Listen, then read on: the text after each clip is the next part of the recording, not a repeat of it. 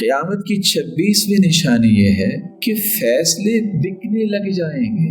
صحیح الجامع کی روایت ہے 2812، رسول اللہ صلی اللہ علیہ وسلم نے فرمایا بادروا بالاعمال ستا، 6 چیزوں کے ظاہر ہونے سے پہلے نیک عمل کر لو۔ پہلی چیز امارت السفہاء، بے وقوفوں کی حکومت۔ ایسا وقت آئے گا کہ حکومت سنبھالنے والے بے وقوف اور احمق ہوں، اس سے پہلے نیکیاں کر لو۔ وکثرت الشرط، اور پولیس کی نفری معاشرے میں زیادہ ہوگی۔ وبیع الحکم، اور فیصلے بکیں گے۔ واستخفافا بالدم، اور خون بہت سستا ہو جائے گا۔ وقطیعۃ الرحم، قطع رحمی عام ہو جائے گی۔ وَنَشْوًا يَتَّخِذُونَ الْقُرْآنَ مَزَامِيرَ، ایسے نوجوان وہ قرآن مجید کو بانسریاں بنا لیں گے۔ يُقَدِّمُونَ أَحَدَهُمْ لِيُغَنِّيَهُمْ، لوگ صرف ان کو آگے کریں گے کچھ سنائیں تاکہ ان کو گانے کی لذت آئے۔ وَإِنْ كَانَ أَقَلَّهُمْ فِقْهًا، اگرچہ مقدم کرنے والے وہ ان سے زیادہ سمجھدار ہوں گے اور یہ آگے ہونے والے فہم کے اعتبار سے تھوڑے ہوں گے۔ دنیا کے اندر جتنی بھی حکومتیں اس وقت بن رہی ہیں، ہر آنے والی حکومت کے بارے میں دسیوں خواہشات لوگوں کی ہوتی ہیں، لیکن پھر سوچتے ہیں کاش پہلے ہی اچھا تھا۔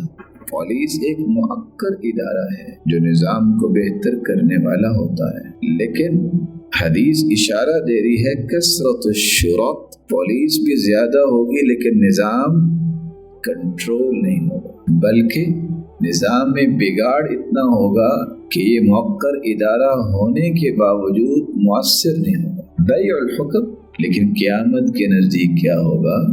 فیصلے بکنے لگ جائیں گے۔ حالانکہ حدیث کے الفاظ ہیں القضاۃ ثلاثہ، قاضی 3 طرح کے ہوتے ہیں، اثنان فی النار وواحد فی الجنہ، ایک قاضی جنت میں جائے گا، 2 جہنم میں جائے گا۔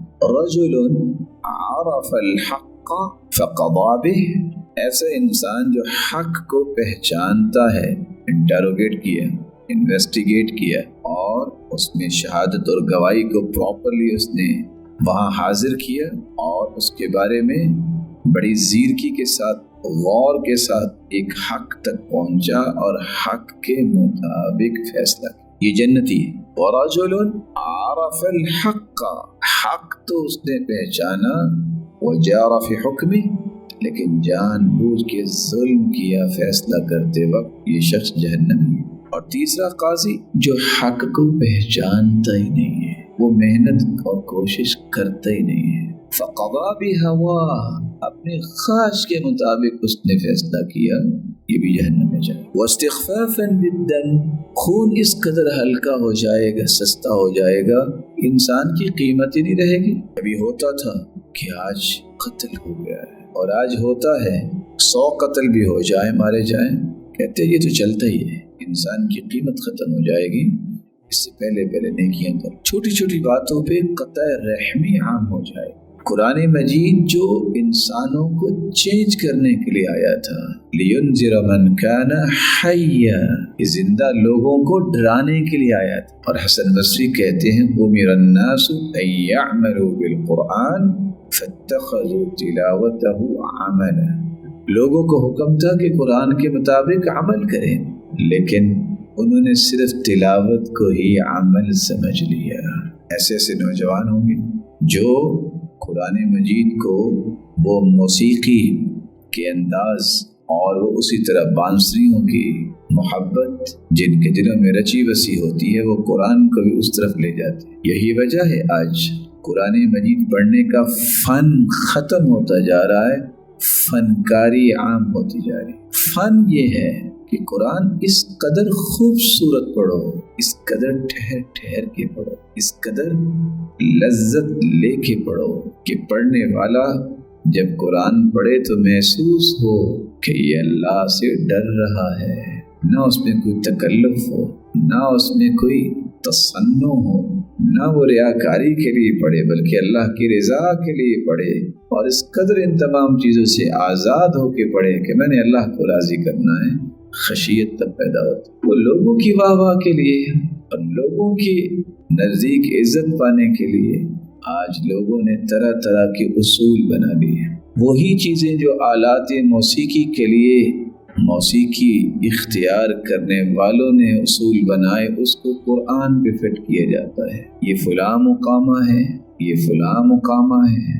رسول اکرم صلی اللہ علیہ وسلم سے لے کے آج تک ان صالحین نے ان مقامات سے واقفیت حاصل نہیں کی، لیکن اللہ نے ہر ایک کی آواز میں ایک ترنم رکھا ہے، ایک جاذبیت رکھی ہے۔ اور بعض لوگ قرآن پڑھتے ہیں، جی چاہتا ہے یہ پڑھتے رہیں اور سنتے رہیں، نہ چھوڑنے کو جی چاہتا ہے۔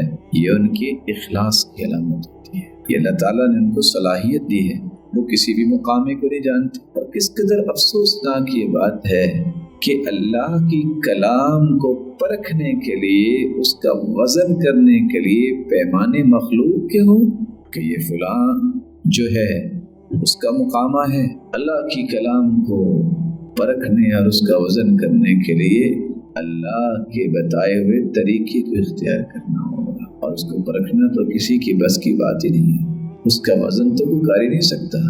رسول اکرم صلی اللہ علیہ وآلہ وسلم نے صحیح فرمایا کہ سب سے بہترین قرآن پڑھنے والا وہ ہے رأیت انہ یخشی اللہ، جب وہ قرآن پڑھ رہا ہو تو تمہیں محسوس ہو یہ اللہ سے ڈر رہا ہے۔ اسی لیے تو عمر بن عبدالعزیز رحمۃ اللہ علیہ کہا کرتے تھے عالجوا قلوبکم، اپنے دلوں کا علاج کرواؤ۔ تمہیں شاعر کی شاعری سن کے رونا آتا ہے، قرآن سن کے رونا نہیں آتا، لگتا ہے تمہارے دل بیمار ہیں۔